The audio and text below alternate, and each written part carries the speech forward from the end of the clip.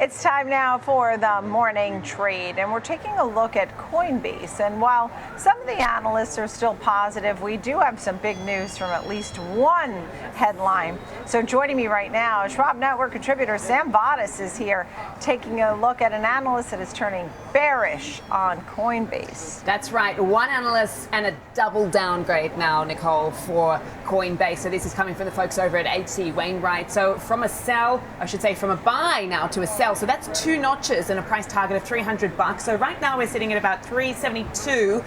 Things have been a bit choppy, suffice to say, as far as the shares are concerned this morning. Underwater, we are off the session's lows now, but down around 0.5% or so. The firm is citing valuation for the downgrade. So once again, it is a similar story to what Nicole and Tom White had just been speaking about, that it's not down to the fundamentals, it really is the valuation. So they say that they still view Coinbase as a best-of-breed crypto exchange. They remain positive on the sector, but the stock's valuation has outstripped near-term fundamentals following the 150% rally since the April low. So they believe that it's a bit overdone. But as Nicole pointed out, there have been some price target boosts in recent weeks. You had the folks over at Oppenheimer, for instance, raising the price target to $395. They've been talking about how there's a big focus on consumer payments, treasury funds. They have seen continued improvement when it comes to sentiment as well. They expect more innovation, more partnerships, more crypto native ventures to team up with traditional finance. So there is a lot of belief in this story going forward. Bernstein raising the firm's price target on Coinbase to 510 from 310. That was last month. So they keep an outperform rating as well. They believe that it's a misunderstood company, certainly as crypto coverage is concerned. They do talk about how this does look like they're going to benefit from the Genius Act, also the Clarity Act. We know that obviously being the largest crypto exchange here in the US, they're going to be benefiting, no doubt, from the positive developments we've seen around some of the legislative wins, but also a sort of more crypto-friendly White House, more mainstream adoption, institutional participation here as well. So there's a lot of excitement around those stable coins as well. I've been speaking to a number of analysts this week. They believe it could be a $1 to $2 trillion market cap in the near future. No one's going to stick their neck out and give a timeline just yet, but there is, as I said, a lot of optimism around this. Take a look at the price of Bitcoin as well. I mean, it hit a high above 112 yesterday. It's come off a bit now, but the cryptocurrency space, very much as far as the prices are concerned, has been a big focus this year. I mean, we're a long way off from the analyst calls that we were talking about earlier this year of 150. Those have come off a bit. I was speaking to some analysts earlier this week that were talking about sort of sideways activity over the summer. Things are expected to ramp up in spring. But as I pointed out, Nicole, I mean, this stock has been on an absolute tear. I think it was up about $380 at one stage. But obviously, we know that it's a volatile sector. But they have pointed out, some of the analysts, that, you know, while the stock trades at a premium valuation, that premium does reflect that obviously this is in a unique position, a market position, as far as Coinbase is concerned, when it comes to some of the rapid growth we've seen in the cryptocurrency space. A bit ironic to come out from a buy to a sell on the day in 24 hours that Bitcoin hits record highs. Yeah. Right. I mean, it's really interesting. You know, as you said, Bernstein had over $500 target, a 510 target, and H.C. Wainwright comes out and says sell. You know, I know they're concerned about valuations, but they could have gone to a neutral. That's right. I mean, two notches, a double downgrade is certainly interesting. You know, I think obviously when we think about the whole crypto space as well, we've got to look at the next sort of part of this story and what's going to be the next leg that takes this higher. And, you know, some of the analysts that I've been talking to have certainly said that, you know, while we've got some of the regulatory guardrails now in place, we've had some of these legislative wins as far as the sector is concerned, more regulation, no doubt, could be something that is coming next for the space as far as the second half as a next sort of tailwind. So, yeah, let's wait and see. All right. Morning Trade Live has Sam Vadas and a lot more to come. Thank you for that. Joe Tigay is with us, portfolio manager of the Rational Equity Armor Fund.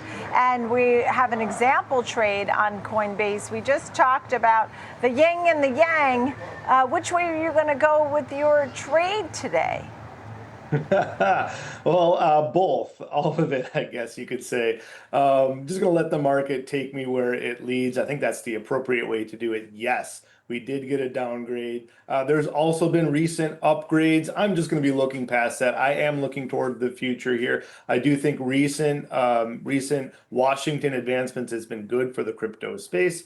I'm really excited about what tokenization can mean for some crypto firms. I think Coinbase is uniquely placed to take advantage of some of that. I know Robinhood's really interested in that, but I think Coinbase might be the leader if we are going to be looking at looking at buying shares of tech stocks in Bitcoin could be very interesting. So yeah, that's very exciting to me. And I have a reasonably bullish trade I'm looking at, just looking through December. Of course, volatility is very high, not to be surprised in a name like Coinbase, but I'm just kind of looking at an at the money call spread 370, 430 gives me $50 of upside exposure. And I'm going to finance that actually by selling a downside put spread, 350, 300 put spread.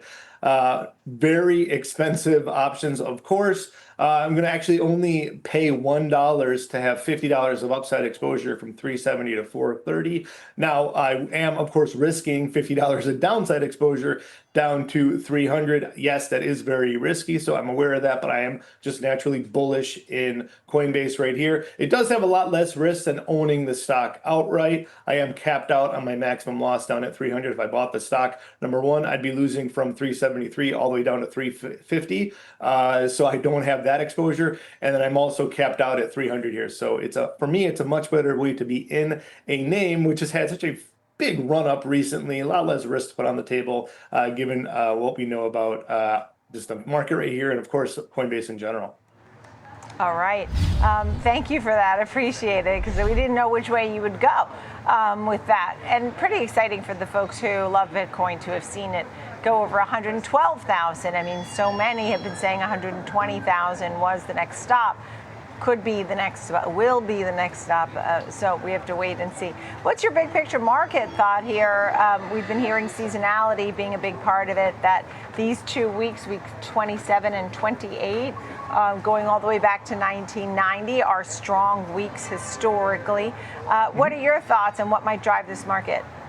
Yeah, that's a great point. Start of July is the first week of July is very bullish, but then you kind of get some sideways action, some dull activity through the end of August, and then you get a increase in volatility in September. I think we should expect the same this year. We of course have the tariff pauses coming off in September. That usually seasonality is when things pick up. You get a little bit more volatility. We also tend to see some rallies there at the end of the year too. So given the more recent market action, I think some consolidation certainly is in order. We've had a big run up since April. We know that. So some consolidation would be healthy even for this bull market. Even a small pullback could be very healthy for this market. So we're just watching that very closely. And then looking forward towards resuming a rapid run up come late August, early September. I think if you're looking seasonality, that's what we would be playing for. All right, Joe Tigay, thank you so much. Great to see you. Appreciate it for that big picture too. Portfolio manager, the Rational Equity Arm of